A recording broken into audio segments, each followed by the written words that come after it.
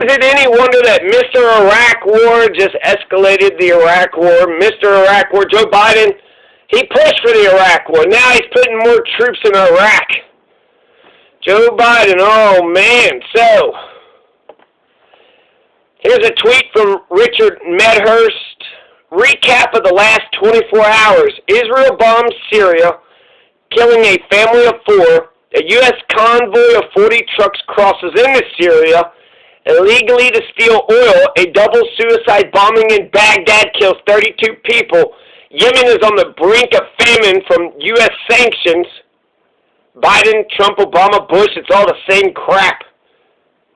So January 20th, 2021, yesterday, the Israeli apartheid regime constantly attacks Syria with total impunity and hardly any press coverage. A week ago, they said that they were aiming for Iranian targets. Yesterday, Israeli warplanes massacred a Syrian family of 4, including 2 children, and they wounded 4 others. So, let's see. Beirut, Israeli warplanes fired several missiles towards Syria. Central Syria early Friday killed a family of 4, including 2 kids, wounded 4 others, state media reported.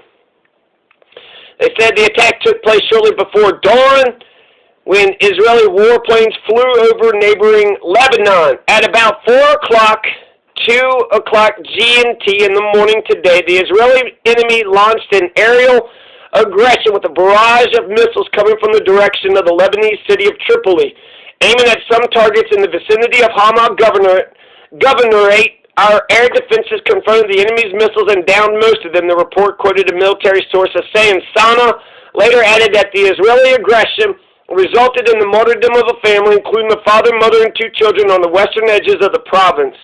Friday's attack was Israel's first attack on Syria since U.S. President Joe Biden took office. Israel has justified the attacks inside Syria, claiming Iran and Hezbollah pose a security risk. January 13th, Israeli warplanes carried out intense air attacks on eastern Syria, apparently hitting positions and arms depot of Iran-backed forces, killing at least 57 fighters, wounding dozens, the worst attack in years. The Syrian Observatory for Human Rights and Opposition War Monitor that tracks Syria's war said it recorded 39 Israeli attacks inside Syria in 2020 that hit 135 targets, including military posts, warehouses, or vehicles. The raids also come amid intensifying low-altitude Israeli warplane missions in Lebanese skies that have caused jitters among the Syrian residents. Here's an article from Vanessa Beeley. Syrian government intervenes to save Iraqi child's life. This was posted yesterday. A ray of hope in all this darkness. 2-year-old Iraqi child, Khadija Uday Hamid, Khadija Uday Hamid, flew with her family from Iraq to the notorious Al-Hol camp in the countryside of Hasaka.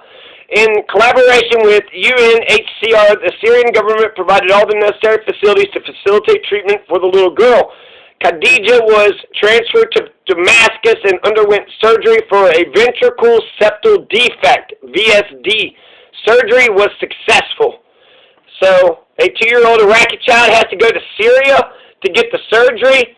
Syria is torn. It's a war-torn nation, and yet the Iraqis are sending their kids to Syria to get them some surgery for their ventricle septal defects. None of these interventions by the Syrian government are reported or amplified in the Western media or even by the UN agencies, because to portray this media-vilified government in a good light is forbidden by the US, UK globalist class who are intent upon criminalizing and toppling the Syrian state and leadership. U.S. Congresswoman Rashida Tlaib said that Israel is a racist state, and that let's see, here's her quote, something about denying vaccines to the Palestinians. She said it on Democracy Now! So, Rashida Tlaib, she says, I think it's really important to understand Israel is a racist state, and that they would deny Palestinians like my grandmother access to a vaccine that they don't believe that she's an equal human being that deserves to live, deserves to be able to be protected by this global, from this global pandemic. So they're going to say that that's not true. It's up to the Palestinians to take care of it, and then they did this and did that or whatever. I think it was Jerusalem Times or something. Now, this, whether they give vaccines or not, because I saw another headline that says that they were shipping the vaccines out, so Rashida Tlaib's comments has got Israel to, ship these, vaccines out. But if I was a Palestinian, I wouldn't trust any of those damn vaccines that the Israelis are giving out. It would be sterilization, it would be experimentation, it would just be the Tuskegee syphilis experiments. The Tuskegee experiment where they, the name of that was the Tuskegee study of untreated syphilis in the African American male.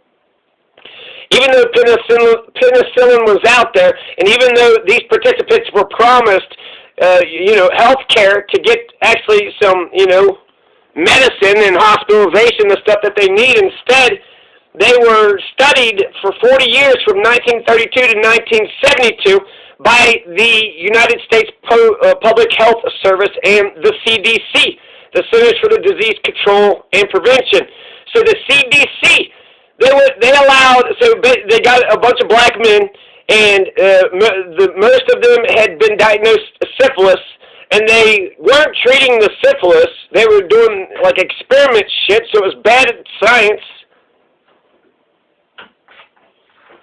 They were told that they were receiving free health care. And 1,000 of them are eventually going to die. But 399 had latent syphilis, and then there's a control group of 201 men who were not infected.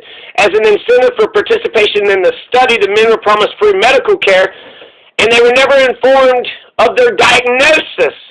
There was disguised placebos, ineffective methods, and diagnostic procedures as treatment. So they found out that they had syphilis. They didn't tell the men that they had syphilis. So the syphilis, they never got the penicillin that they need. Instead, they wanted to study untreated syphilis. And they wanted to treat it for the entirety of their lives after they had died and their bodies were autopsied. Then the funding for the treatment was lost. The study continued without informing the men that they wouldn't be treated. None of the infected men were treated with penicillin, despite the fact that by 1947, the antibiotic was widely available and became the standard treatment for syphilis. So it started in 1932, but 15 years later, they had penicillin. Did they give the black men penicillin? No. The experiment carried on until 1972, which is, 25 years later. Then there was a leak to the press. Then it terminated finally once the press found out. The study caused the deaths of 128 of its participants, either directly from syphilis or from related complications. So 128 black men are going to die. Of these, 600 that went in. That's a terrible survival. So the CDC, they controlled the study. They reaffirmed the need to continue the study until the completion, until all subjects have died and been autopsied. To bolster its position, the CDC received unequivocal support for the continuation of the study, both from local chapters of the National Medical Association, representing African American physicians, and the American Medical Association. We need universal health care. We need universal health care. Look at this shit. Just to get a little bit of health care that didn't help them at all, they wound up fucking their lives. And this is why the Palestinians should be very skeptical. Everybody should be very skeptical. Look at this shit. People are just testing this shit, and then there is an inherent, racial component to all this. You have Oxford says it tested its vaccine in South Africa, but it's paying the nation to pay 2.5 more times than the European Union for the coronavirus vaccine. Why is Oxford making South Africa pay 2.5 more times than what they're charging shipping cost? But it should 2.5 more times. European Union gets it cheaper. The whites in Europe get a cheap virus vaccine, but the black folks in South Africa get 2.5 times. This is bullshit. This shit happens all the time.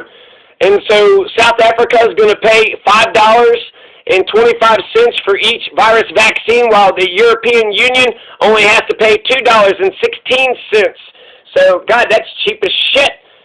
$2.16. $5.25. That's still pretty cheap too, but shit. Why is it so much more expensive? If they're shipping, it'd be bulk, so it doesn't make any sense. It makes no sense. So Palestine should be skeptical. Israel should be offering the same health care to the Palestinian people. It's an apartheid regime. It's an occupation. America just needs to go occupy both Palestine and Israel and force them to have a two-state solution, which is our national policy. And Israel keeps on, basically giving us the middle finger while taking billions of our dollars.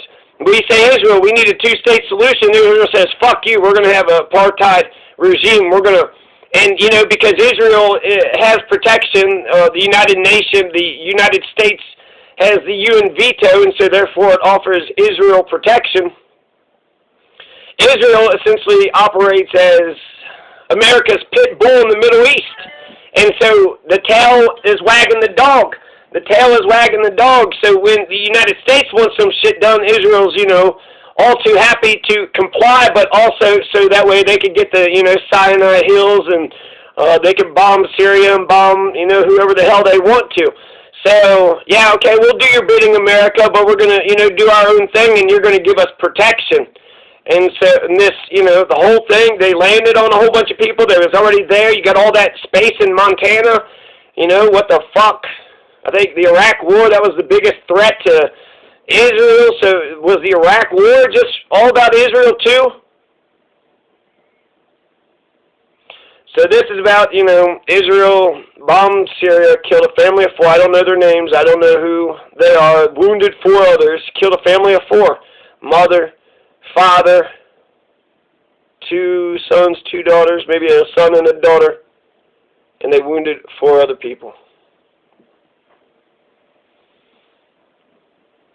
If Joe Biden has any say-so, if Joe Biden has any power, tell him to stop doing this shit. Unless it's Joe Biden giving the damn order. So, I'm willing to believe the tail is wagging the dog, but the dog could be wagging the tail too. This could come straight out of the White House. And if it's not Joe Biden giving the order, then this is Israel basically committing war crimes right in front of Joe Biden, saying, what you going to do, Joe? Huh? Like you going to do something to us. You ain't going to do nothing to Israel.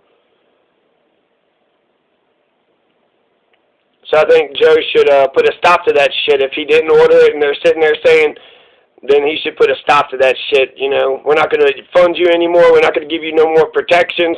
You go ahead. You keep doing this shit, then you just... So, yeah. Israel's still killing people in Syria. Why? I don't know. But the war is going. We're in 27 wars. 7 active wars. 20 covert wars.